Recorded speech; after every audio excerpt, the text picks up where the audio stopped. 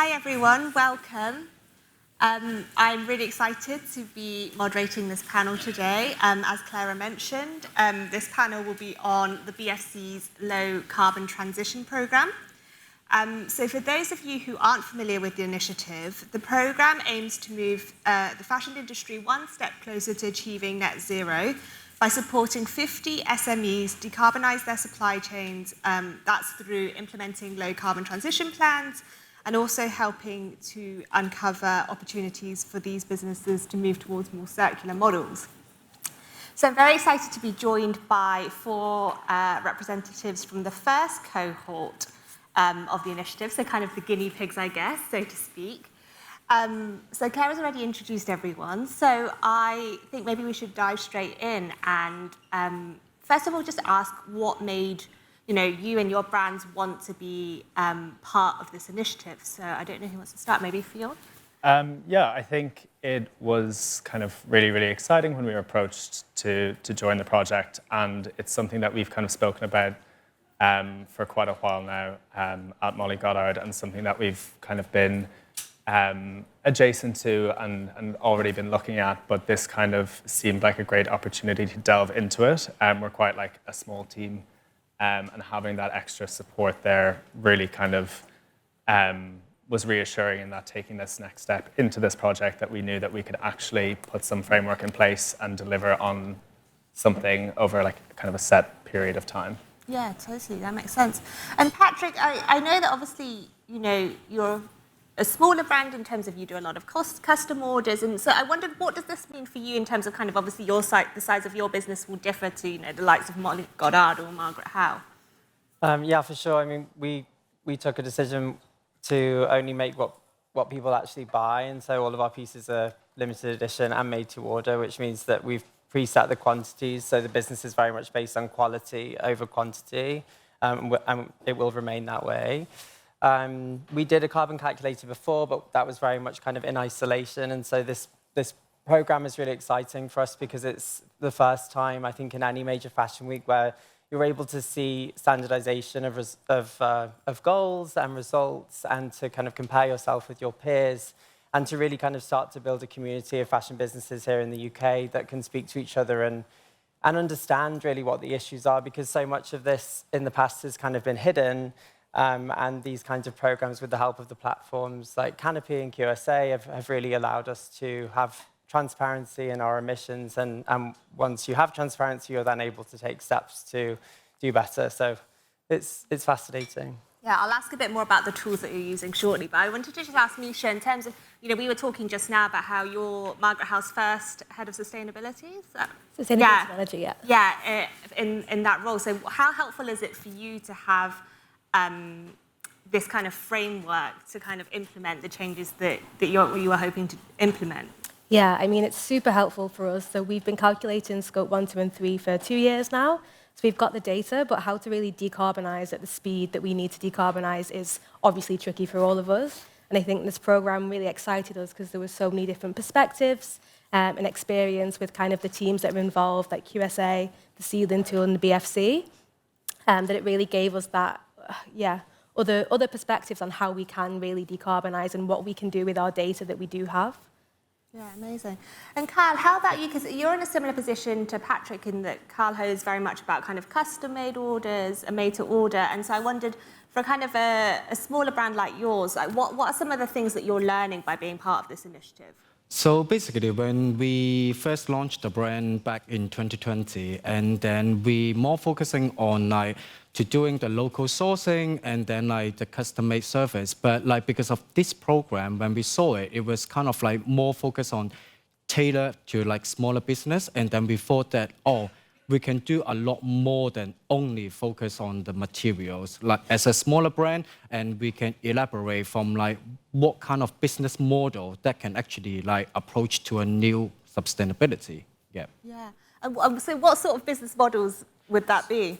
So because right now we kind of taking a new approach to the business model, which is we want to kind of build a bridge between the customer and the brand. So we call it Remastered by Howell. So we ask the customer to take the garment, which is like very sentimental from them, or like they would just go to the landfill. So we take it, we made it, we designed it, and then give it back to them. So it's kind of like giving like a more second life to the existing instead of like producing the new garment. Yeah. Yeah, and that's really looking at how to decarbonize by adopting more circular business models, which I know is a key aim of the initiative as well. Yeah. Amazing. And so I wanted to open up to the other panelists in terms of what are some of the key learnings been in terms of maybe like where are hotspots in your supply chain that you're able to work on, or like particular areas that you want to improve going forward? For us, it's been really interesting. We've always known that the majority of emissions were in the materials, but to see that broken down into the different fabrics and then start to understand that carbon is one measure of sustainable and circularity, and maybe it doesn't always go in hand in hand. Low carbon doesn't always go hand in hand with biodegradability, for example. And it's been really fascinating to kind of understand that, a little bit of a headache as well, but it's really fundamental that we all understand these things, right? And to know that silk has a really high carbon impact, and that maybe polyester has a lower carbon impact, but then make a decision around which fabric you actually want to use. And so again, just to have the knowledge is really amazing. And then the amazing thing about the platform is that it also suggests ways to kind of do better. And so if you're using viscose, it might suggest, you know, better, lower energy alternatives like Tencel, for example. Yeah, amazing. How about you, Mica? Yeah, I think same as Patrick, like we know that our emissions mainly lie in our raw materials and how we transport them.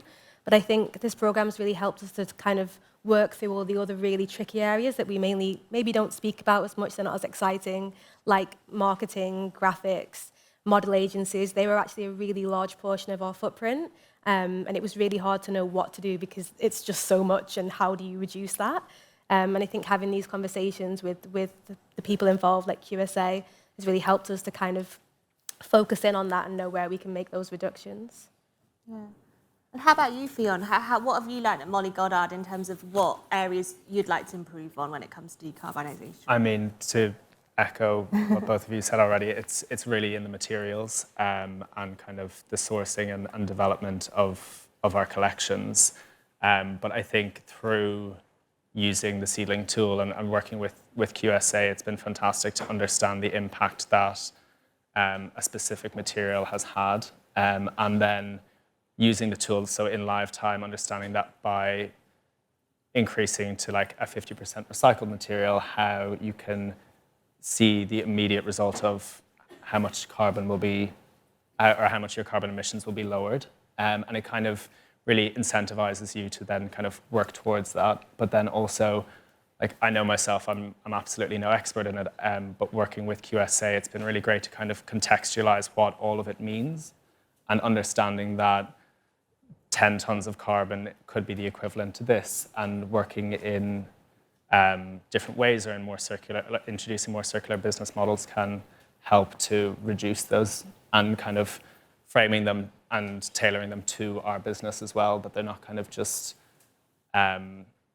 blanket initiatives that you can work with, but kind of working with us and understanding what our needs are as well and how we can achieve those. Yeah.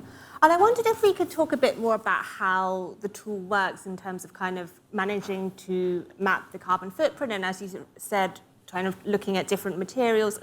I don't know who would be able to explain best, just for people who might not have used the tool before, like how does it actually work and what do you have to input and how difficult is that process? You know, what data do you need and how long does it take? I mean, I'm sure we're all very, well versed in it now. You essentially input all the things that you do as a brand, the materials you use, where it's traveled, where it's made, who it's made by, and then the team at Seedling kind of calculate what that then means in terms of carbon. That's really interesting because, I'm sure, as all of us know with fashion, we're all incredibly busy and often doing many people's jobs. And so, you don't always have time to kind of take a step back and look at all that together. And so even just inputting it into the platform is really amazing, because you're kind of like, okay, yeah, this is all the things that I do that have a carbon impact, which you might not have considered the carbon impact of your models or all the different things, because everything does have an impact. Even the click of a mouse on a website has a carbon impact. And so to put it all together and then to receive the report, which was guided by people at Seedling, which was amazing, and the people at QSA, that the key part of us having kind of the literacy over this was having the people there and the support from the BFC and those platforms to actually understand it, having a real person at the end of the phone or in person to discuss what this means, and to crucially, and the really important part of this program is then how to make it better. Because sometimes that's been the issue with things we've done in the past. We've calculated, but then it's not necessarily been super clear, or we've not necessarily had the time or the support to know what to change. And so the amazing thing about this is that getting all that information is very much the first step, and then it's the support afterwards around how to improve and ultimately decarbonize the brand. Yeah, amazing. Thank you so much for that explanation. That's really helped me understand how the tool works.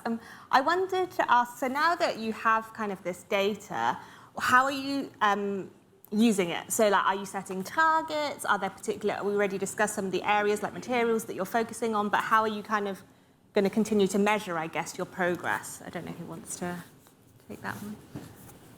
Yeah, I mean, I can go. So yeah, we've set our targets already, and I think, again, just to echo what you said about the Seedling tool, it really enables you to kind of play around with your strategy and see what reductions you can make by making these switches. So if you are switching, I don't know, 60% of your cotton to recycled, you can really tangibly see what reduction that'll have, and that's so helpful because you set these targets, you have this data, but the issue is how do we get there? And I think that is the great part of the Seedling tool that really enables you to do that. Yeah. And also, right now, since we got all the data, and then it helped us to break down, like, instead of like decarbonize, we can actually not increase the carbon footprint. So like, it really helps us in terms of like, sometimes we just like ignore in terms of like, from what perspective actually creating the carbon footprint. And then, but because of the data, we can actually know like for longer version of it. Yeah. Yeah, super interesting. So I'm interested also, we've talked a bit about circularity and what role that can play when it comes to decarbonisation, because I think sometimes the two are seen as separate things. You know, you've got circular over here and the need to decarbonise over here. So I'm interested in what you were saying, Patrick, about kind of, talking about silk and polyester, right? Because, we know that silk, natural fabrics, more easily biodegradable. So I'm interested in how you're looking at the circularity and decarbonisation next to each other with regards to the pros and cons, I guess, of materials and things like that. Yeah, for sure. I mean, circularity is really built into what we do. The first thing I ever made when I was 13 was a bag from a pair of jeans, and it's very much stayed with me, although it looks much more like this now, thank God. So I think they really go hand in hand. Unlike other things in sustainability, like, for example, biodegradability and decarbonisation don't always, but circularity and decarbonisation do, because ultimately keeping things out of the ground and keeping things in that cycle of life ultimately reduces the carbon emissions that they have, even if they were high at the beginning. And so because of how we operate and because we limit the quantities of what we make, we're able to offer services and put time into them to focus on the quality that I was talking about, but then also give clients the opportunity to redesign, repair, and even remake their pieces for the generation below them, which ultimately builds that emotional connection in pieces, which is what we're all looking for, really. And also speaks to a consumer mindset and shift generally across many industries around experiences and the change from ownership to kind of experience. And I think if you can move your business into making what people actually order, it frees up time, like I said, to focus on the quality, but then also focus on experiences, which is ultimately what the customer is looking for today. Yeah, amazing. And Carl, I know that you were talking a bit about circularity as well. I don't know if there was something else that you wanted to add in terms of this relationship between circularity and being able to decarbonise. I think like what we can do is like as a designer, I think that in terms of like circularity is actually we can kind of like have the education to the customer as well. Like in terms of like when I'm saying it, it's more like because sometimes when it comes to like for instance, we can like design like a long-lasting garment, which is like it would kind of like helping them to go to waste. So like it comes back to as a designer, that's what we can do, and we can use the creativity and then the innovation to kind of like to help the circularity. Yeah. Yeah, totally. I think also you can't ignore the importance that creativity has to play in all of this, right? Even if we're looking at data and kind of hard stats. I don't know how much time we have left. 5 minutes. Okay, great. I wanted to ask a bit about legislation, because obviously you're all SMEs. We know that there are a lot of kind of big brands out there who maybe have, well, probably definitely have a much larger carbon impact. So I'm wondering what role you think that legislation can play when it comes to kind of moving the whole industry down this path. I don't know who wants to take that one. I think, like, definitely coming from an SME as opposed to a larger brand, it means that we have the ability to be very agile and kind of put changes in place at quite a quick pace. And that is what we've kind of been doing so far. But in terms of kind of regulations or legislation, I think a lot of people or a lot of brands kind of still operate in the mentality that they're using kind of sustainability as a selling tool, when it should be kind of integral to their design and their development.